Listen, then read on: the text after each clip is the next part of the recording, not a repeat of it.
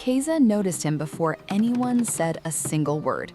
He was crouched by an old wooden cart near the side of the house, turning a bolt with a wrench that looked older than he was, sleeves pushed up, frowning slightly in concentration. His eyebrows drew together as he worked. She watched him for a moment, just a moment. Then he looked up. Their eyes met for exactly 1 full second. Keza smiled. Garam looked back down at the wheel. Keza, you are all grown up now. Haran came around the corner with her arms already open, and whatever moment had just happened by the cart dissolved into the noise of reunion. Immaculée and Haran hugged like sisters who hadn't seen each other in years. Jean-Pierre and Mansak abandoned their handshake halfway through for a hug of their own, laughing in a mix of broken Korean and broken English that somehow made perfect sense to them. Keza stood in the middle of it all, bag still on her shoulder, watching her parents transform into younger, sillier versions of themselves. Then Haran turned, remembering. Keza! She waved a hand toward the cart. Come, meet my son. Garam had already stood up by then.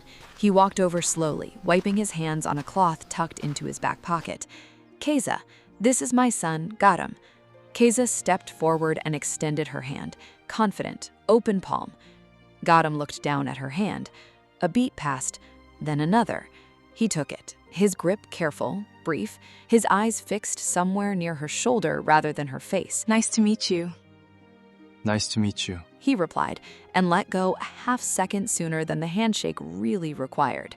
He stepped back. Haran laughed, nudging her son's arm. Don't mind him. He was born shy.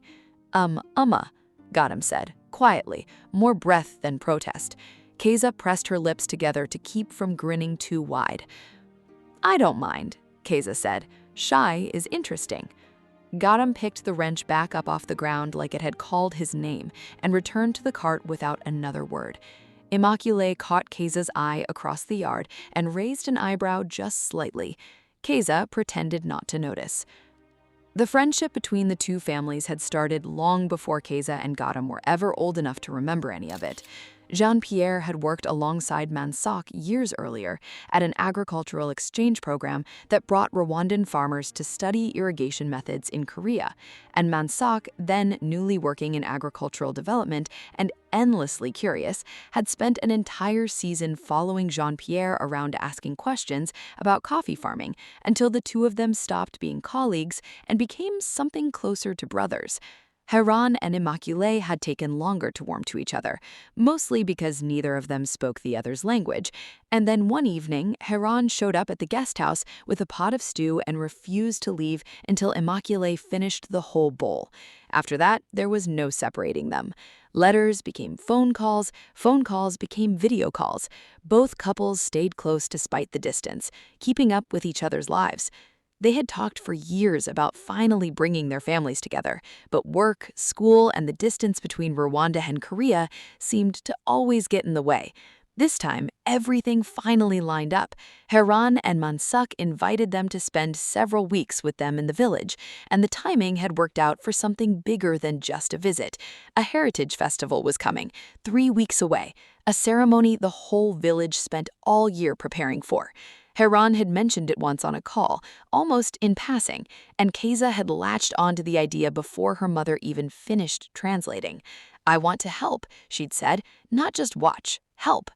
Immaculée had laughed at the time. You don't even know what the festival is yet. Doesn't matter, Keza said. I want my hands in it. So here she was, 3 weeks of village life ahead of her, and already within the first 10 minutes, something small and strange had lodged itself in her curiosity. A young man who wouldn't hold eye contact for more than a second, who apparently could fix a wheel but couldn't quite manage a full sentence with her. Interesting, she thought again, watching him work from across the yard. Very interesting. The village revealed itself slowly over the next 2 days. There was a bakery that opened before sunrise, run by a woman named Oksun, who insisted every visitor try her rice cakes and then watched their faces for a reaction. There was a small stream behind the houses, cold enough to make Keza gasp the first time she dipped her feet in. There were chickens that belonged to no one in particular and everyone at the same time, wandering between yards like they were doing inspections. And there was the festival preparation, already underway in bits and pieces, long strips of fabric being dyed in big basins, wooden frames being repaired, tables being sanded down by anyone with a free afternoon.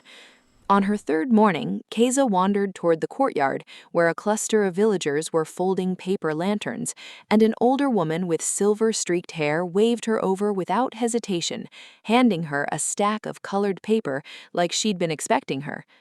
"Fold like this," the woman said in careful English, demonstrating with quick, sure fingers.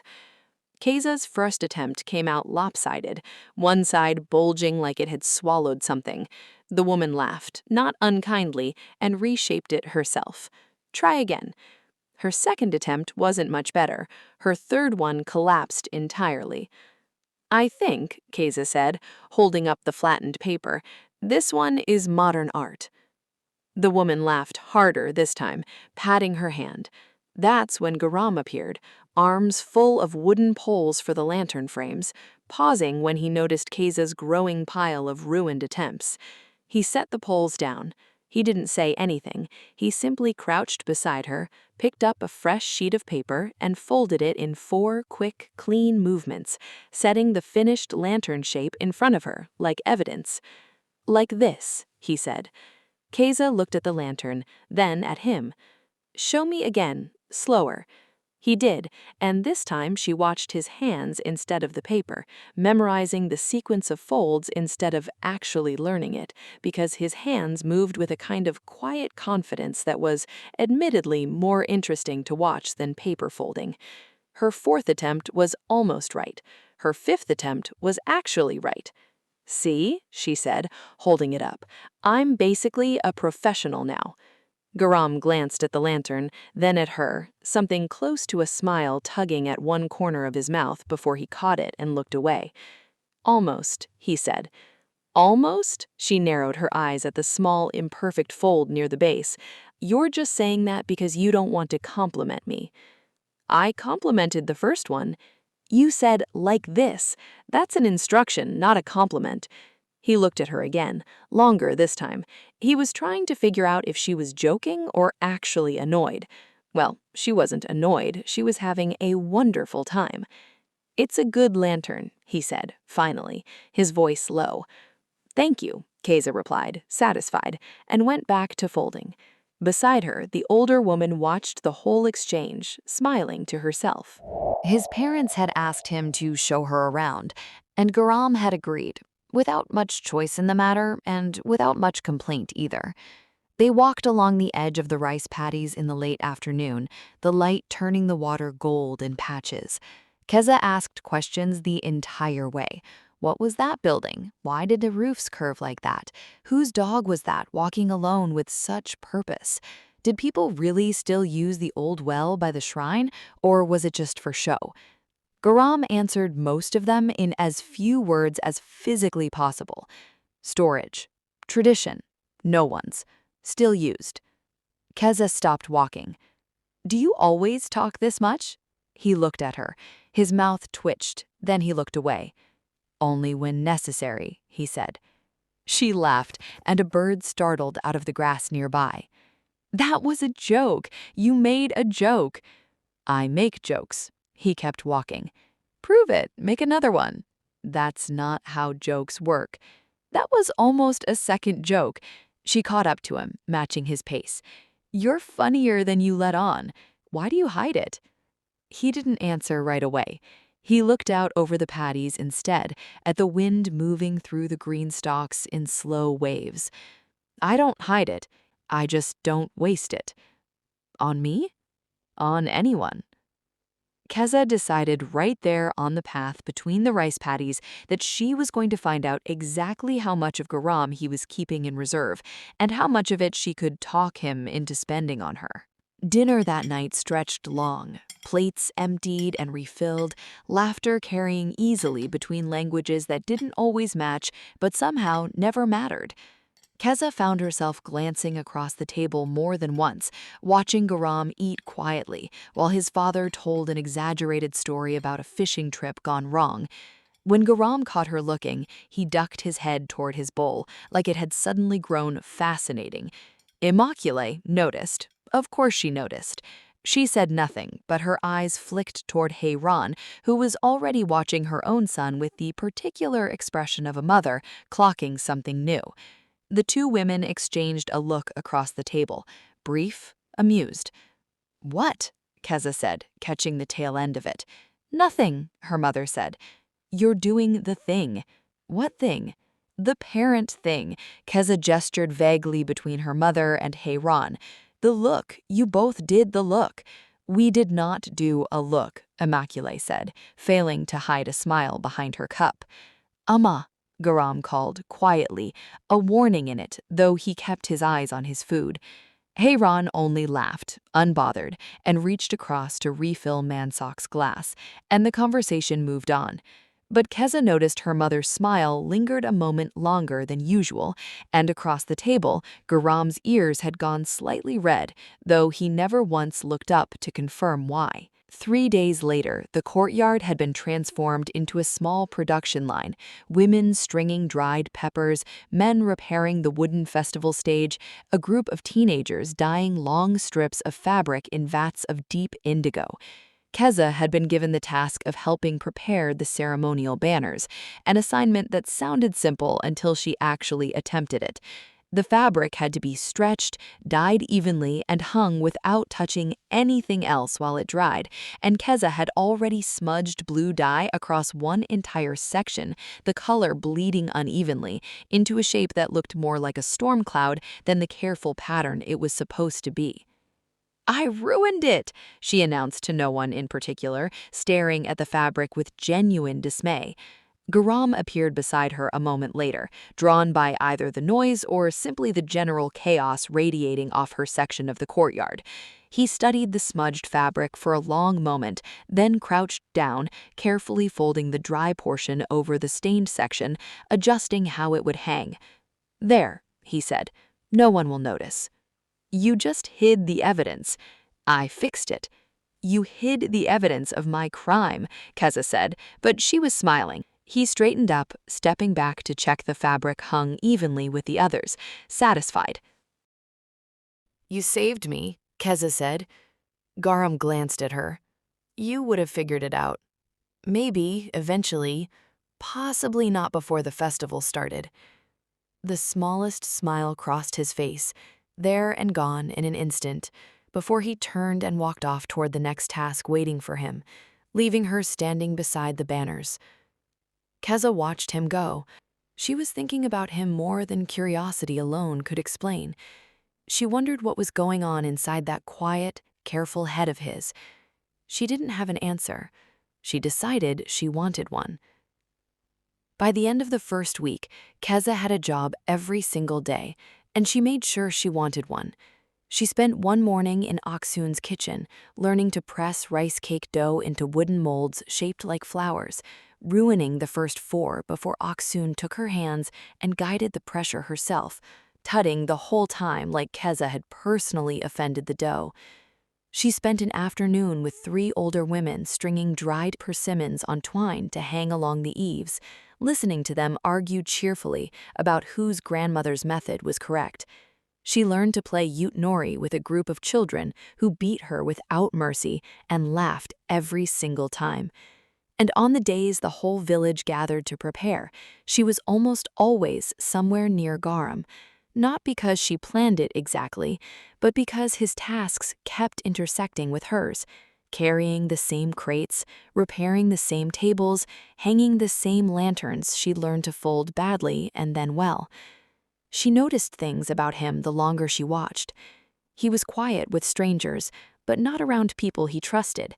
With his father, he talked in easy, low sentences about tools and timing. With the village children, who followed him around when there was rope to coil or a fire to build, he was almost talkative, patient in a way that surprised her the first time she saw it. "You like them," she said one afternoon, watching two boys fight over who got to hold the end of a measuring tape while Garam crouched between them, settling the argument without raising his voice. "You're loud," Garam said, "but they listen eventually. Unlike me, you don't listen at all." "I listen," she grinned. "I just choose not to obey." He almost smiled at that, the corner of his mouth twitching before he caught it and looked away. "Is that why you're shy?" she asked, testing something. "Or is it just me?" "I'm not shy with everyone." "Could have fooled me." "I talk plenty when there's something worth saying." He tied off the rope, checking the knot with 2 fingers. "You just make everything feel like a test." "It's not a test. It feels like one." "Fine," she leaned against the fence post beside him. "No more tests. Just tell me something. Anything." He was quiet for a moment, thinking, and when he finally spoke, it wasn't what she expected. "I once fell into that stream trying to catch a chicken, in front of the whole village." "You did not." "I was 9. The chicken got away. I did not."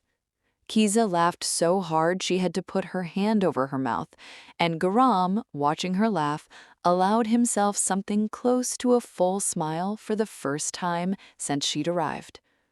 Her mother cornered her 2 nights later, while they were washing dishes side by side in the small kitchen, the sound of the men's laughter drifting in from outside. "So," Immaculée said, not looking up from the pot she was scrubbing, "what's happening between you and Garam?" "Nothing," Keza said, too quickly. "Don't me." "I said nothing." "You said That's not nothing. That's a whole sentence." Immaculée finally looked at her, amusement sitting plainly on her face. "You watch him, he watches you, then you both pretend you weren't watching. We work together, that's all it is." "Mama." "I'm not saying anything." Immaculée handed her a clean plate to dry. "I'm only asking." Keza took the plate, refusing to look up, though her ears had gone slightly warm. Down the road, in the Ong's kitchen, a nearly identical conversation was happening, though it went considerably worse for Garam. "You laughed today," Hayron said, setting a bowl in front of her son. "People laugh, Amma." "You don't." "I do." "Not like that." Hayron sat across from him, chin resting on her hand, watching him. "She's good for you." "We just talk." Amma. "I'm only saying what I see."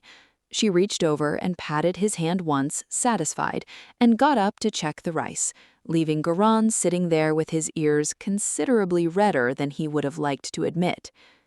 The evening it happened, they were walking back from the storage shed after moving the last of the festival benches, the sky gone the color of a bruise settling into dusk, cicadas loud in the trees around them. "Tell me another one," Keza said. "Another embarrassing story. I liked the chicken one."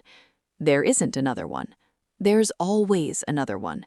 He paused to think, his brow tightening slightly as he searched for an answer. Keza watched him, waiting. "I cried during my school graduation, in front of everyone, because a teacher said something kind about me and I wasn't prepared for it." Keza stopped walking. "That's not embarrassing," she said. "That's just you." "You're not going to laugh?" "No." She smiled, small and honest. "I like that one." They stood there a moment, the cicadas loud around them, the last of the light draining slowly out of the sky. Then Keza leaned in and kissed his cheek, quick, warm, gone almost before it happened. Garam went completely still. "Good night, Garam," she said, already turning, already walking toward the house, hands in her pockets like nothing at all had occurred. He stood in the middle of the road a long moment after she disappeared inside, one hand rising slowly to his own cheek, staring at nothing in particular. She found him the next morning fixing the hinge on the chicken coop, and she didn't bother with the greeting. "You're taking me out tomorrow." Garam looked up, wrench frozen mid-turn. "Me?" "Yes, you." She crossed her arms, entirely pleased with herself. Somewhere that isn't a work site, somewhere with food that isn't for the festival. I don't. He set the wrench down. I don't really take people out. You do now. He stared at her, and for once, she couldn't tell if he was panicking or simply recalculating his entire understanding of the week. Okay, he said finally, quiet, like the word had cost him something. Okay? Okay. Keza grinned and walked off before he could change his mind, leaving him standing there with the coupe door still hanging open on its broken hinge. Their first outing wasn't anything extravagant, a small noodle stall 2 villages over, run by a man Mansik had known for decades, tucked beside a bridge where the water ran loud beneath them. But something shifted there, in the 2 hours they spent hunched over steaming bowls, talking about nothing important and everything at once. Garam talked more that evening than he had in the 2 weeks before it combined. He told her about wanting, once, to study engineering in Seoul, and choosing not to because the farm needed him more than the city did, and how he didn't regret it exactly, but sometimes wondered. You could still go, later. Nothing says you have to choose forever. Maybe, not maybe, you should. He looked at her like the idea hadn't occurred to him in exactly those terms before. Walking back afterwards, the road dark except for the moon and the occasional porch light, Keza stopped him with a hand on his arm. Garam. Yes? Would you be my boyfriend? He blinked, then blinked again. Me? You keep saying that like there's someone else standing here. He exhaled, something between a laugh and disbelief. Yes. Yes. Good answer. She smiled, and this time he smiled back without trying to stop himself, and the walk home felt considerably shorter than it should have. Life settled into an easy rhythm. Small touches during festival work, private jokes across a crowded table that made both families curious and neither of them explain. Garam, laughing more, talking more, teased mercilessly by his own mother about the change in him. Then, 4 days before the festival, everything went wrong at once. Keza had been trusted with the ceremonial mask, an old hand-painted piece borrowed from a respected artisan 2 villages away, meant to hang at the center of the opening display, generations older than anyone currently alive to explain its exact history. She had been told very clearly not to move it once it was hung. She hadn't moved it. But when the village elder came to inspect the display that afternoon, the delicate cord had snapped and lay cracked on the ground beneath where it should have been hanging. She was the last one here, someone said. She was alone with it, said another. Keza felt the courtyard go quiet around her, faces turning, murmurs starting, and for the first time since she'd arrived, she had absolutely nothing to say in her own defense. Wait. Garam stepped through the crowd, still holding the coil of rope from the stage he'd been repairing, his voice carrying further than she'd ever heard it carry before. Everyone turned. Wait! Garam pushed through until he stood beside the broken mask, rope still looped over one shoulder, breathing like he'd run further than the few steps it had taken him. She didn't do this. She was alone with it, the same villager said again, arms crossed, though a couple of others nearby were already glancing at each other, unsure. I know, Garam's voice caught, then steadied. Because I was here too. I saw the cord fraying yesterday when we hung it. I told myself I'd fix it before today. Silence settled over the courtyard. I didn't, he said. I forgot. That's why it broke, not because anyone touched it. The village elder crouched beside the mask, turning it gently in her weathered hands, examining the snapped cord instead of the paint. She held it up so everyone could see the frayed fibers, worn thin with age, nothing torn, nothing pulled. He's right, she said. This wasn't broken, it was old. I checked it yesterday evening, Garam added, steadier now.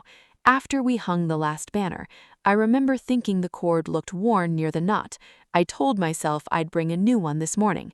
And did you? Someone asked. No, he looked at the ground. I got distracted helping move the benches. It's my fault, not hers. It's no one's fault, the elder said, setting the mask down carefully. Things age, that is all this is. The man who'd spoken first shifted, suddenly very interested in his own sandals. I'm sorry, he said, to Keza this time, quite genuinely. We shouldn't have assumed. Others echoed it, quiet and a little embarrassed, the courtyard's tension unraveling as quickly as it had drawn tight. Oksoon patting Keza's shoulder on her way past, muttering something in Korean that Heyron later translated as roughly, people panic, then they remember their manners. One of the older men who'd been loudest a moment earlier came back and bowed slightly towards Keza, formal enough that it made her a little uncomfortable. We are sorry. You worked harder on this festival than most of us. It's okay, Keza said, and found she meant it.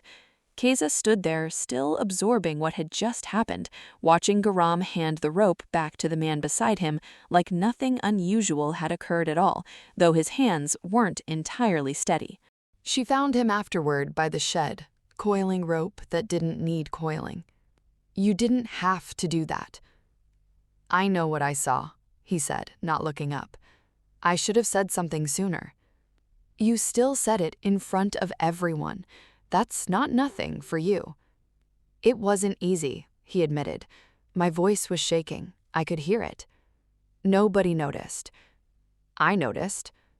You still didn't stop talking. He shrugged, the motion small, like the whole thing embarrassed him more than the mask had ever embarrassed her. You didn't deserve that, he said. People assuming. Keza studied him for a moment. Why did you care so much? He stopped coiling the rope. The question sat there between them, and he didn't answer right away. His jaw working, like he was choosing between several things to say and discarding each one. I just did, he said finally. It wasn't the answer she wanted, but something about how he said it, quiet and a little raw, told her it was the truest thing he had. She didn't push. She simply stepped closer and pulled him into a hug he clearly hadn't expected, his arms hesitating before they finally settled around her. For what it's worth, that was the bravest thing I've seen you do. I've fixed a roof in a storm. This was braver than the roof. Neither of them said anything else. They didn't need to. After that, something in Garam loosened that hadn't loosened before. He still went quiet in crowds, he still ducked his head when his mother teased him at dinner, but with Keza, specifically, something had shifted, some permission he'd finally given himself. It was Garam who reached for her hand first, 3 days later, while they walked the fence line checking for weak posts, his fingers finding hers without a word of explanation, like it was simply the natural next thing to do. No comment? She asked, glancing at their hands. Did you want one? No, I like it better without the commentary. It was Garam who, one evening on the porch, leaned over and pressed his mouth to her forehead, brief and unpracticed, before pulling back with his ears burning and pretending to be very focused on the horizon. That was smooth, Keza said, grinning. It was not. It really wasn't, but I liked it. He didn't argue that part. His mother noticed the change before anyone had to point it out. She caught Keza alone in the kitchen, drying a bowl she didn't need to dry. He used to disappear when guests came. Now he stays. I didn't do anything. You didn't have to. Heyron smiled, setting the bowl down. Some people only bloom for one person. He was always going to be one of those. Keza didn't have an answer for that, so she said nothing, though she thought about it for the rest of the evening. The festival arrived. The village transformed overnight, lanterns strung between every rooftop, the ones Keza had folded hanging proudly among them, drums set up near the stage, food stalls filling the air with sesame oil and grilling meat, and the sweetness of rice cakes fresh from Oksoon's molds. Heyron insisted on dressing Keza herself, fussing over the hanbok's ties with the focus of a woman completing a decades-old ritual. the fabric settling around Keza like something out of a painting. When she stepped outside, Immaculée pressed both hands to her mouth, and Jean-Pierre simply stared, uncharacteristically speechless. Garam was waiting near the gate in his own hanbok. He saw her and forgot for a full 3 seconds what he'd been about to say. "You look—" He stopped. "I know," Keza said, delighted. "Say it anyway. You look really good." "Was that hard?" "Yes," he admitted, and she laughed, looping her arm through his as they walked toward the noise and light of the courtyard together. The festival unfolded around them for hours, drumming that shook the ground, dancers in bright costume, games that dissolved into laughter, both families seated together at a long table strung with lanterns, plates passed back and forth between hands that no longer felt like strangers' hands. Oksun appeared twice with more rice cakes than anyone had asked for, insisting each time she take another, until Immaculée finally intervened on her daughter's behalf, laughing the whole time. At one point, without any prompting, the village children dragged Garam into a circle dance, and Keza watched him stumble through it, laughing at himself for once, instead of retreating from it. And something about that image stayed with her long after the music stopped. Later, when the drumming slowed and the crowd thinned toward the food stalls, Garam found her sitting on the low wall near the stage and sat beside her without a word, close enough that their shoulders touched. "You survived the circle dance." "Barely." "You looked happy, even while failing." "I was happy," he said simply, like it surprised him to say it out loud, and she leaned her head against his shoulder and let the noise of the festival carry on around them. The happiness didn't erase the calendar. It only made the calendar harder to look at. 3 days before Keza's flight, they sat by the stream where he'd once fallen in chasing a chicken, feet in the cold water, the noise of the festival's cleanup drifting faintly from the village behind them. "What happens to us when you leave?" Keza asked, not dressing it up, not softening it. Garam was quiet for a moment, watching the water move over his feet. "I don't know," he said, "but I don't want it to be nothing." "It won't be nothing." "Then we figure it out. Together." "Together," he repeated, like testing the shape of the word, and reached for her hand under the water, cold fingers finding hers without hesitation this time. The morning she left, the whole village walked them to the car. Huron cried into Immaculée's shoulder, and Immaculée cried right back, both women promising visits that neither of them could yet plan. Mansak and Jean-Pierre exchanged one final long handshake. Oksun pressed a bag of rice cakes into Jean-Pierre's hands for the road, even though the road was an airport 8 hours away. Garam pressed something small into Keza's palm before she got in the car, a wooden pendant he'd carved himself, imperfect at the edges, clearly made in a hurry over the last few nights. "I made it," he said, not necessarily. "I can tell," she smiled, turning it over, tracing the uneven grooves along the edge. "I love it, imperfections included." She pressed something into his hand in return, a small woven bracelet in the colors of the Rwandan flag, made by her own mother years ago and carried across an ocean twice now. "So you don't forget me," she said. "I wasn't going to forget you." "Good, now you really won't." He didn't say anything else. He simply held her, longer than either of them expected, until her mother gently called her name from the car, and Keza pulled back with her eyes wet and her voice steady enough to say goodbye. From then on, their relationship lived on video calls and mismatched time zones, on Garam falling asleep mid-sentence because it was midnight for him and morning for her, on Keza holding her phone up to show him a sunset over Kigali while he showed her a sky already dark over the village.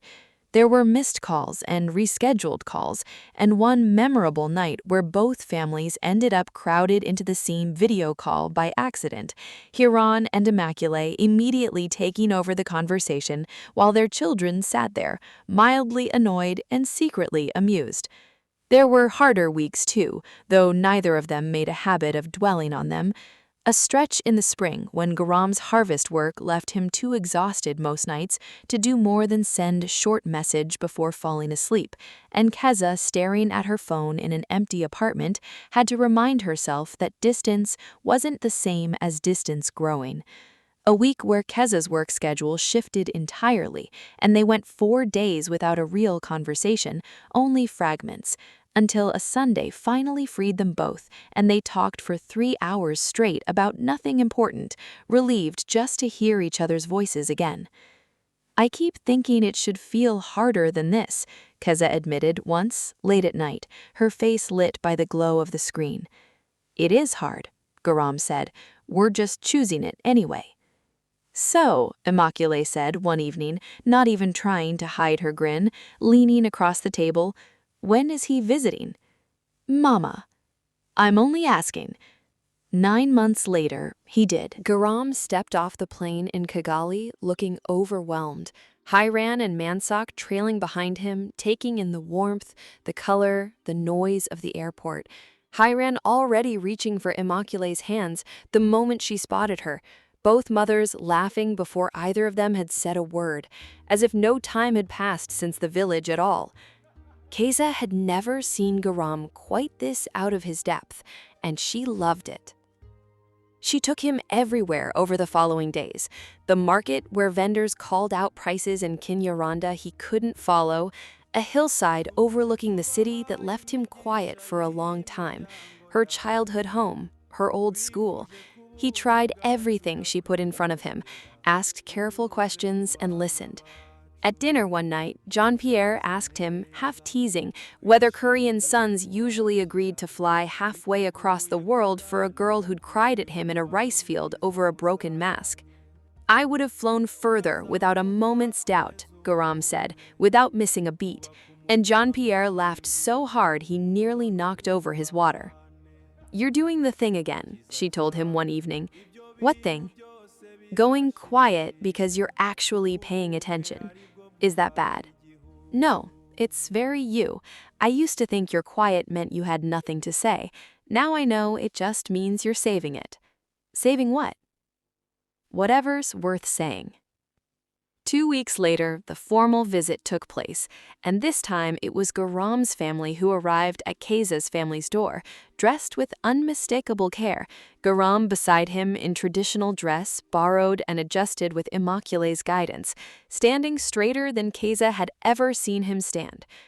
The compound had been prepared for days, chairs arranged beneath a canopy, baskets of gifts covered with woven cloth waiting near the entrance, Keza's aunts moving between the kitchen and the yard with the brisk efficiency of women who had done this many times, for other families, and now, finally, for their own.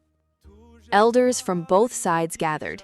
Keza's uncles spoke first, welcoming the visitors with the formality the occasion demanded, and Mansak, guided carefully by Jean-Pierre beforehand, responded with the respect and gifts that tradition called for, presenting them to Keza's family, as Garam's family formally asked, through their elders, for Keza's hand. Baskets were opened one at a time, each gift met with approving murmurs from the gathered relatives. The negotiations carried out with as much good humor as formality, laughter breaking out more than once when an uncle pretended to find fault with an offering just to see Garam's family's reaction.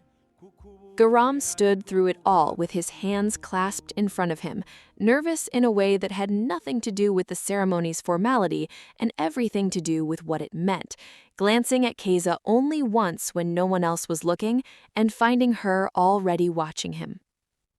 Immaculée caught her daughter's eye across the gathering and didn't bother hiding her smile this time.